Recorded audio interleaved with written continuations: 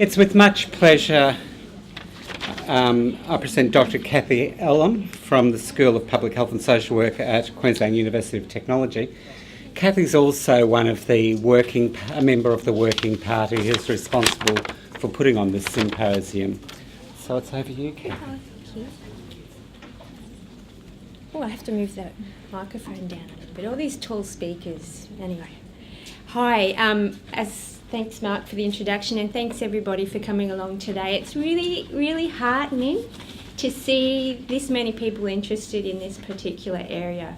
Today I'm going to be talking to you about my PhD research, which I completed about 4 years ago now, so my memory's a little bit rusty around things, but I will do my best to answer any questions if people have later on. But when I started here, there was just a select few people that was interested in Queensland around, and they were very passionate about it, but it wouldn't have gathered this many people that it has today. So it's really good to see there's people here. Today I'm in my little piece of Queensland here, piece of southeast Queensland in fact, and I'm going to be talking my own little bit of research that I've done here. And I was very interested in, Patrick, what you were talking about in terms of research and access to research and the piecemeal nature of this research. And it's something that I have grappled with as a researcher for quite some time, about being on my little lonesome in Queensland around this. So it's really good to hear that other people are struggling with it as well. It makes me feel a little bit less in pain, maybe. Okay. So, today I'm going to, my PhD research was really around, I was really interested in people's voices. And it's it really bugged me that I was reading all this literature and it was all about everybody else's perspective on what was happening for people in prison, but not a lot on people themselves. So this is what my little talk is about today. I don't need to go into too much stuff around. I think we've kind of got a captive audience here about some of the issues around for people with intellectual disability in prison. But one of the things, there's been some really good pieces of work in different areas around Australia around prison and around offenders with intellectual disability. And one of the things that it is found, a lot of it is around prevalence and so overrepresentation. Cochrane, for example, talked about the higher probability of rearrest. So she was able to trace, there was quite some interesting research. She was able to trace how often people with intellectual disability were rearrested, and she could compare it with general offender populations.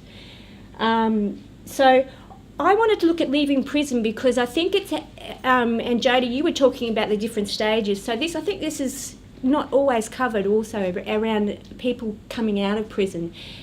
It's at the end, I'm all for prevention and I'm all for all of that as well.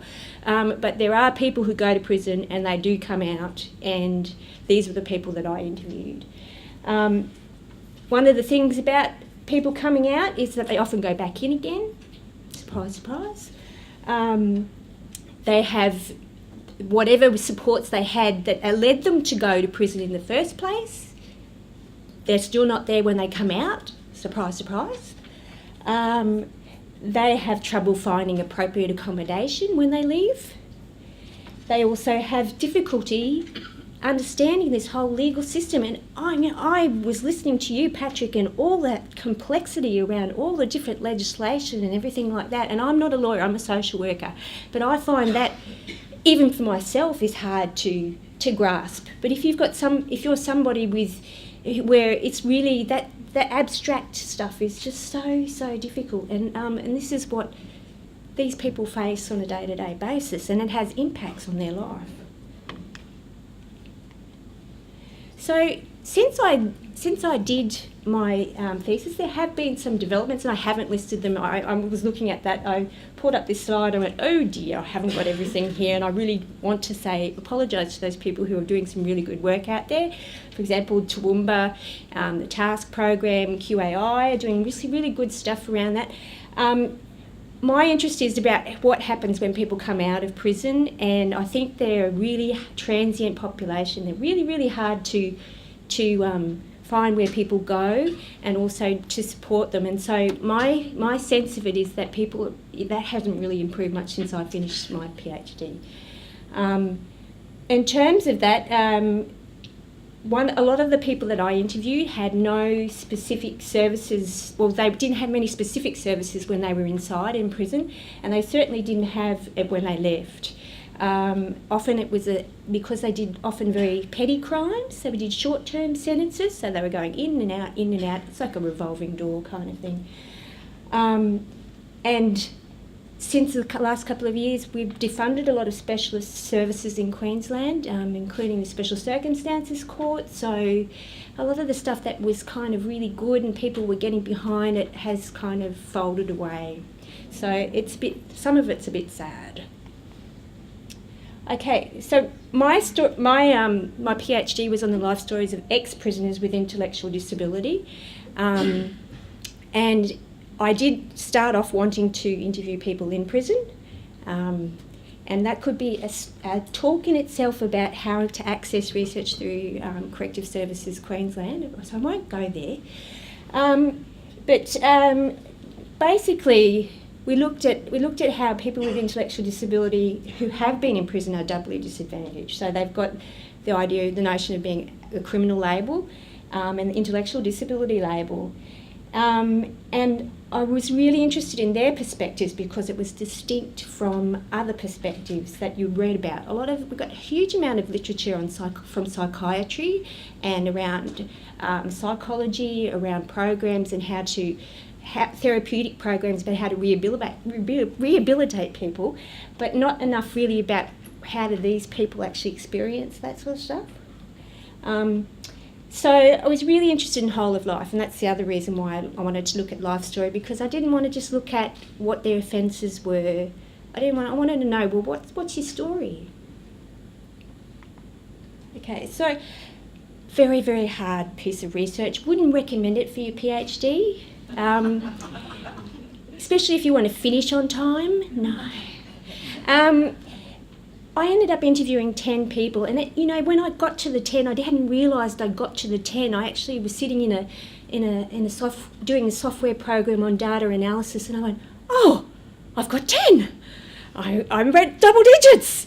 It was really, really hard. It was really difficult. If you can imagine people with very complex lives, there are a lot of systems. And so this reflects their life experience, is that they have a lot of ethics committees who are very, very interested in not getting them heard. So 8 ethics committees later, and people moving around a lot. I got 10 over 2 years. So it took me 2 years to recruit 10 people. I also interviewed some practitioners, a small number of 5, only to get the context, because I was really into just hearing what people had to say.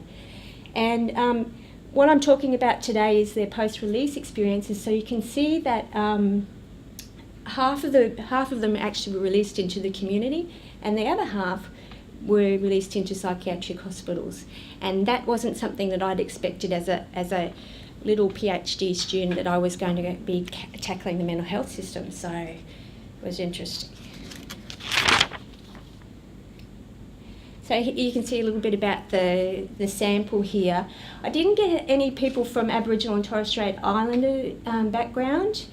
Not that I didn't want to. It was just, I guess, another layer of complexity that was really difficult to access people. The majority of people were between the 36 to 45. So some of them, the extent of time that they had been in prison some of it was quite a while ago. Other people had been on. There was one man who'd been on I was on life sentence, but he moved to New South Wales. So I travelled to New South Wales. I travelled up. I travelled down. I went everywhere. And I guess also the whole idea about this disability is really complex. I've used the word intellectual disability, and I kind of tried to grapple with that a lot because people didn't really identify as intellectual disability. And so I ended up taking what we call like a social constructionist framework. That's very university speak, but basically it's about looking at how people looking at the labels, and this is looking at how people were labelled by systems, and they often were labelled with the label of intellectual disability, but I never did any diagnosis, didn't check any of all that stuff. I wasn't really interested in that. But people people could have had all sorts of things. They could have fetal alcohol syndrome, I don't know, to be quite honest. And then in terms of, I asked them about their background, there were two people who had a childhood where they were continuously in adoption or foster care. Most of them were in foster care. 4 of them were in foster care but it was very lots of different placements in foster care. And then there were 4 who grew up with their biological family, but there was often really significant issues and significant traumatic events in their childhood that were hard to talk about. Types of offences for those people who like little graph things. It took me a long time to do that graph, okay? So as you can see, the majority of offences were assault. There were some more serious offences was murder and paedophilia. But most of the people that had been involved in assault, physical assault of some nature. Okay, so then we've been through the prison system, and I'm not going to tell you all the juicy stories. If you want to know about that, you can ask me later. But in terms of, they've been in the prison system and now they're trying to get out, so they have to apply for parole. So the idea about community-based orders is that they're meant to help you readjust to the community with appropriate supervision. Makes sense, doesn't it? You know, community-based orders, get yourself in the community and get yourself happening, you know, get you back into normal life, pro-social behaviour. Now, of all the people that I interviewed, it's really hard to ask them, did you apply for parole? And some people didn't. That concept of parole was really even hard to understand. So, you know, this is what they're telling me. So at least 3 participants applied for parole. Others may have, but they couldn't tell me quite accurately. The problem with a lot of people inside who have an intellectual disability is that they may not meet all the requirements for the parole board. And one of those is around access to criminogenic programs. In terms of, for these guys at this time, I believe that there are more criminogenic programs within Queensland prison sector now. But at the time for these guys, they just didn't have they weren't considered to have the cognitive ability to do the program. So because they didn't do that, then they were they were regarded that they weren't ready to be released. So often they did the full stint of their sentence. The other issue with prison life is that you do need to have a lot of assistance with paperwork. So there's a lot of forms to fill out, even just to sort of like get your candy bar or your purchase from the shop. You need to be able to write in and help with the paperwork. So that can be a real barrier for people with cognition issues. So the majority were experienced straight release, basically. So they just did their time and so on. So Kylie is an example. I think I might have been on parole. I'm not sure. I've been on a lot of things. I've been on demand, custody, being sentenced has been like being adjourned. So can you see from there that she's not getting really what this whole thing is about. For work, he said he was really wondering about, well, what happens with people with intellectual disability? You ask them a question and they go off topic. How does the parole board, what kind of skills does the parole board have with that? It was a bit questionable. And then Mario was a man who didn't really know the day he was going to leave, and a lot of the people didn't really know how long they were in for or the nature of their sentence. So he didn't know when he was going to leave, and I asked him, when did you find out you were leaving? And he said, when they come to the yard where I'm at, the other security guard, he said, Mr. Mario P, your time is up. So out you go. So in terms of when people leave prison, you need to have a bit of preparation, because if you don't have preparation, it's a big change from going from prison to outside in the world. And a lot of these guys didn't really have any of that. So being prepared for post-prison life, there's a lot of problems. It's something that people described as a process that happened to them rather than something that they had any kind of control over or could plan for. And And once again, we talk about institutionalisation, and coming from the disability sector, having worked in the disability sector, we always talk about institutionalisation and how hard it is for people with disabilities who've been institutionalised, and how we need to help, people coming out of institutions, they need support and so on. These guys were institutionalised as well, and they're still happening today. So they've got daily living skills that they acquire inside are really difficult to transfer to regular life, so it's quite a big jump. And also there's stuff around, they get really used to people telling them what to do, and it's very, you've got a structure there in prison which can give you a sense of security in some ways. So when you leave, you're waiting for somebody to tell you what to do. So you're waiting for somebody to open the gate. For one fellow, he said, I still sit on the toilet now and with the door open because I'm used to having no door on the toilet, and I'm used to somebody waking me up in the morning, and I can't remember how to do that myself. I have to remind myself to do that myself. And a lot of the other issue around people with intellectual disability being in prison, and you guys may already know this, but they spend a lot of time in isolation, and not necessarily because they have behaviours that may that they've got themselves into trouble. It may be because to protect them that they put them in isolation, because they can be used in terms. With one fellow, he was used as a drug mule, so. They needed to put him inside keep him isolated because of that reason. Other people may also have coexisting mental illness and become very distressed and isolated inside prison, so don't know how to manage that. So this prison system sees it as a security threat as well, so they put people who are mentally unwell in isolation. So yeah, they've got that happening, so they're even more isolated than maybe other prisoners are. The work programs that are out there would really probably be of consultative nature, which basically means that they often meet the institutional needs, but they're not really about people, getting skills. Okay, so if you do a forklift licence, for example, in prison, do you reckon you can become a forklift driver when you come outside? No, so some of these things are really problematic.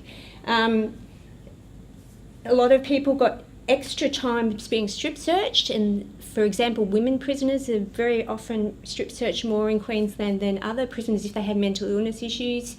So to go in and out of their particular unit, the crisis support unit in Queensland, you need to be strip searched as a safety measure. So oftentimes these people get strip searched a lot more than other prisoners. And as I said before, no access to programs. So it's a happy story. I'm trying to be happy, but it's not really happening. Okay, so in terms of re-entering the community, this is the types of services that people access. And one of the issues is that there's just so many services that are needed. Like, it's about being able to negotiate across these services. And if you don't know, you have difficulty accessing, for example, we all know that the interplay between disability services and mental health services is problematic. But if you think about that, you've got a criminal history on top of that, that makes it even harder to access these kind of services. So you could do a little, and I did this with these guys, is they had a little, what I call the itinerary in my PhD. So they had where did you go to in the last 10 years? So you could see them, they could be going from this institution to that institution, this institution, it's a holiday. It's like an itinerary, We stop off at the foster home, and then we go to the mental health facility, and we go to prison, and then we go back, and it goes on and on. So it's problematic. All these people, and there's some really good intended people there, but if you haven't got that coordination happening, it can be pretty overwhelming. Angela was a lady who, when I interviewed her, she was pregnant again, but she actually had her first child inside, and her child was removed from her care within about a couple of hours after birth. So that was a very traumatic experience for her. and when I interviewed her, she was pregnant again. So she was telling me it's going to be a bit more difficult with this bubba, but I'm not going to let them take this one because they've got no basis this time. For one, I'm not in jail, and two, I'm pretty stable at the moment. I'm doing all these courses, going to counselling, doing other things and that, not drinking or anything like that. The only thing they'll have concern about is where I'm staying at the moment, but I'm trying to rectify that. Okay. Anakin, interesting name. He's a big Star Wars fan, and all the people that I interviewed, I got them to choose the names that they wanted. So he was a big Star Wars fan, and he was put into prison because he had pulled out a toy gun to the owner, the manager of the disability services that he was in. He was very frustrated. So the manager took him to court about that, and he was put inside for about 2 months. He came out, he had a lot of trauma in his history, he'd been sexually abused at an earlier stage. But what was interesting about that is that he, even though he had a really good support service around him, and there were people there and they were looking out for him, it was just so close that he could go back in there again. And this is the story about him. He went down to the local shopping centre, he saw somebody he knew, said boo behind them, she jumped. The cleaner got really upset about that and said, don't you do that you shouldn't do that. And he got upset, threw a Walkman at him, and it just started to escalate in the shopping centre. And fortunately there was a support worker around who could see what was happening, and they were able to intervene. But if he hadn't, he could have gone to the police and the whole thing could have started again. In just the whole, about half an hour, space of half an hour. So then we get into the community-based orders, which people need to follow, and understanding them is not always easy. And we're looking at a system that is stretched to the max, and we want to put more people inside. So when you think about that, when you've got people with extra needs, they're going to really miss out. And if they don't understand the nature of the order, then they're going to have difficulty complying with that. So a lot of people might not turn up for interviews. There is also the problem about most of the community-based orders and the programs, a lot are geared towards men because that's where the resources are. So if you're a female, you may find yourself doing an anger management course with the rest of them with men, so that could be a problem. And also the frequent turnover of correctional staff. So what's really important for this group of people is to have a relationship and have some continuity, and every step of the way it's kind of cut off. This is just a quote from a man who was in a mental health facility who's still there as far as I know. He had been involved in what I believe was paedophilia, although he denied it in terms of the interview, so it's really hard to know. I didn't check any records. But he was told that he couldn't hang around young children. You might reoffend, you might do this, might do that. And I guess it's also about helping people to own stuff as well. So he's never really owned that, and for whatever reason. So in terms of complying to community-based orders, that's the other issue there. It's a bit complex. Finding shelter is a big thing. Homelessness is a big thing for this group. And prison, it gives you good stability, so you get the regular meals, you know when you're going to go to bed and all of that. So, and if you've got some drug issues, then you may find that you fall out. So Matthew, he would go into hostels or private rental accommodation, and that would fall through. His family wouldn't let him stay with him because he used marijuana, so he'd just go in and out of prison. And he called it like a holiday. Finding work was hard, and this is I've got the forklift here, the example of the forklift for Peter. It was like, well, I did all these things and now I'm just useless. Like he was a lifer, he'd been inside for quite some time, and he was on parole, but he just calls himself a lazy person now from being in prison because you don't work all day in there, you only work 4 or 5 hours. And a sense of depression and so on from just living in a really, like he was living in a very poor hostel environment. Just wasn't much of a, life. Reconnecting with friends and family is another thing, and ideally you want to be able to reconnect with friends and family, but if you've been in prison for a long time, that's really hard because a lot of things change while you're inside. But even so, a lot of the family members may actually have put you inside. They may have said really, said things to the police or whatever. They may have had trouble. So you've got this, the family themselves are really complex and they've got their own issues. And unrealistic expectations that things will be hunky-dory and then it doesn't work out that way.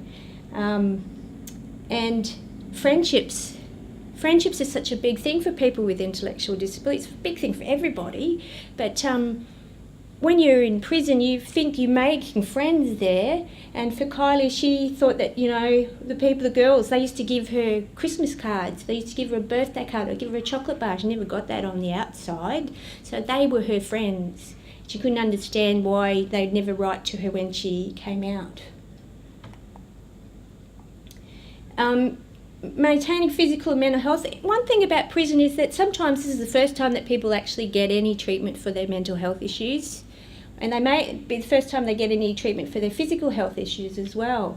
The problem with that environment is, though, that with mental health issues, it's very...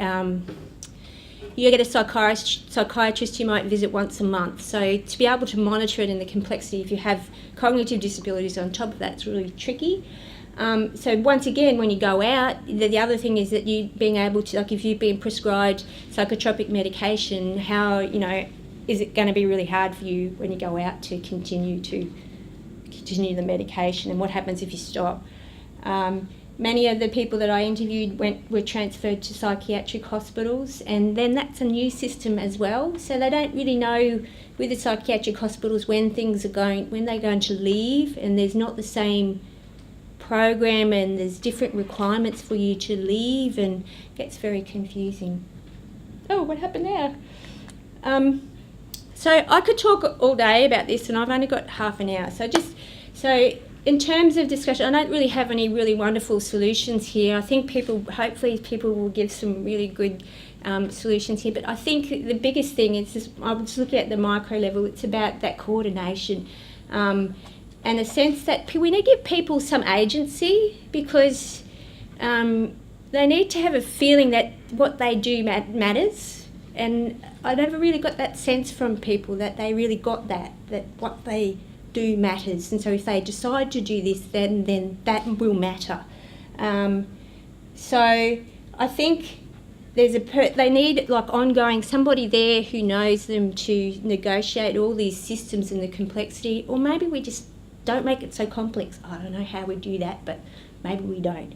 And so we need to collaborate a lot more, and we also need to think about, well, if we looked at why people do things in the first place and there's not a lot of supports, then we shove them into prison and we make them more stigmatised, then we pull them out again and there's still no supports. What does that mean? So that's just my kind of take on it for today.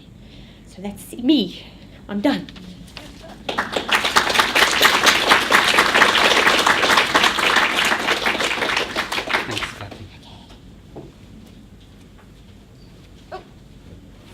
You're right. Do you want to ask me? I have a question. Yep, good on you. Hi, thank you for that, Kathy. That was really interesting to hear. I'm just curious, you're kind of referring to some of the issues of evidence base around people with intellectual disabilities and the challenges of conducting research with this group of people. I'd just like to hear more about that. Oh, okay. Yeah, well, I think particularly with this group of people, in terms of recruitment, let's just look at recruitment. Terrible job, ring around all the different services and they say, oh no, we don't have people like that here. So a lot of these people don't access any disability services anyway, so often they're homeless. So that's really hard as a researcher when you don't have a service behind you. If you go through hostels, that's kind of where they are, a lot of people are, but the people who work in hostels often don't have the qualifications to really know about disability anyway. So I had somebody who was in a previous life was a civil engineer, and they thought that he had an intellectual disability and he really wanted to participate in in my research, and it was really hard having this conversation with them and saying, I'm sorry, but yeah, so really interesting who people refer you to, and then because I went through a lot of the psychiatric hospitals at the time, there were every particular region of Queensland Health had a different ethics committee.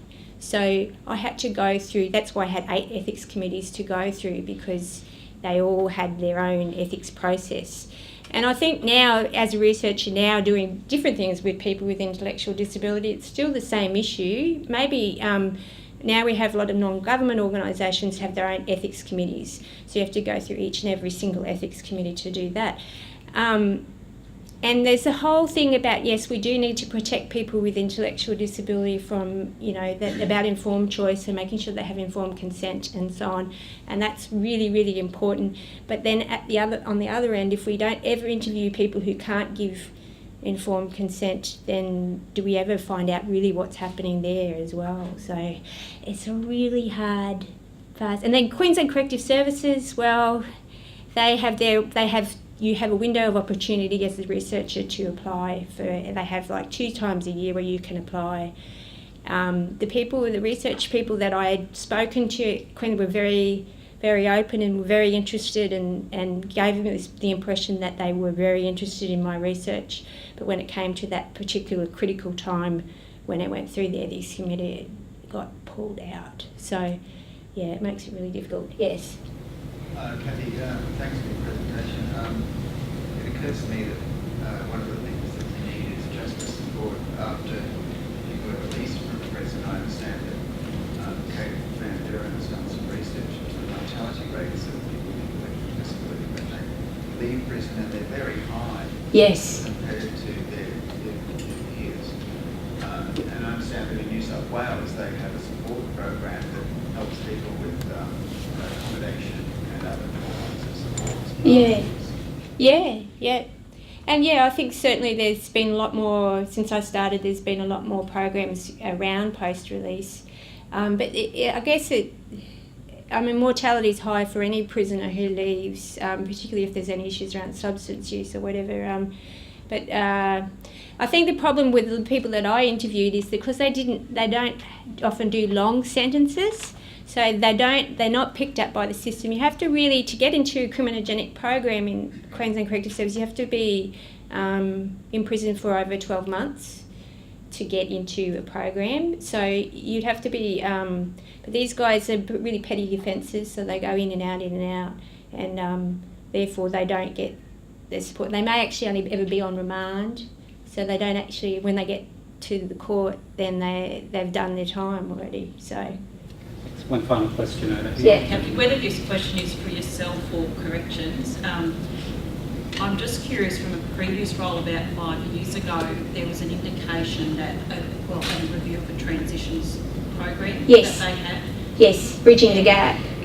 Well, whether they called that the one that I was referring to was said to be the transition, and that conversations would occur with the prisoners before they actually left. So have you got housing, have you got this, do we need to sort transport home if you've come from interstate?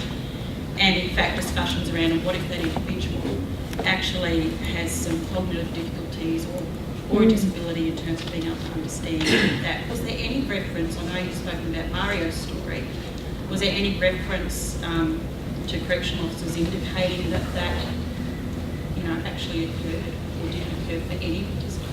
Well, with Mario, actually, he had a pretty good worker who wasn't involved in correction, so she kind of had a sense about when he would go. Like, she was really involved. But even with that, like, they released him on a Friday afternoon, and this is often, and he was, part of his parole conditions were that he wasn't allowed to stay in his hometown. He had to leave because there was some domestic violence involved, and so that was his condition. So he was he was released Friday afternoon. He needed to go to Centrelink to get his crisis payment and to get the disability support pension back up and running. So she advocated on his behalf and got Centrelink to stay open until 7 o'clock on Friday night. So he was able to do that.